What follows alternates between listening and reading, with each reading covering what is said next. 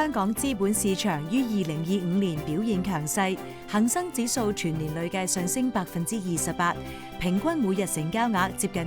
2500億元，表現為8年嚟最佳。新股市場表現更活躍，全年有119間公司喺香港上市，合共集資額超過2800億港元，按年增長超過2倍，登上全球第一。香港作為超級聯繫人同超級增值人，一直係國際投資者進入內地市場同內地投資者走向海外市場嘅雙向橋樑，為大灣區金融產業鏈帶嚟龐大商機。2021年推出嘅跨境理財通係粵港澳大灣區內地城市與港澳金融市場互聯互通嘅重要計劃。粵港澳大灣區跨境理財通係俾大灣區嘅內地同埋港澳合資格居民去投資對方嘅金融機構銷售嘅合資嘅跨境理財產品。2024年2月啟動嘅理財通2.0推出多項優化措施。港人梁先生認為可以更便利投資內地金融產品。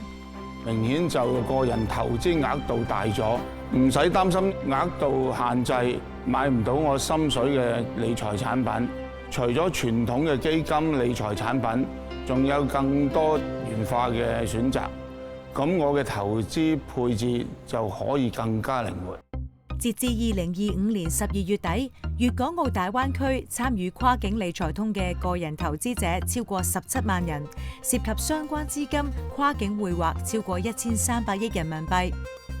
香港背靠祖國，聯通世界，吸引多間內地企業來港上市。截至2025年12月底，共有1552間內地企業喺香港上市，當中包括主打支付系統嘅移卡。利用好香港豐富成熟嘅金融網絡體系，我哋為跨境貿易同埋電商客戶提供一站式嘅服務。金管局表示，過去數年喺三地政府同業界嘅努力下，推出咗多項金融合作項目，便民利商，包括推動跨境支付啦、跨境嘅匯款啦、跨境開戶同埋跨境嘅徵信，呢幾方面呢，其實都係有好好嘅進展嘅。隨住跨境金融服務迅速發展，金融服務業貢獻本地生產總值約1/4，並提供大量高增值職位，聘用超過26萬人，係本港最重要嘅經濟支柱之一。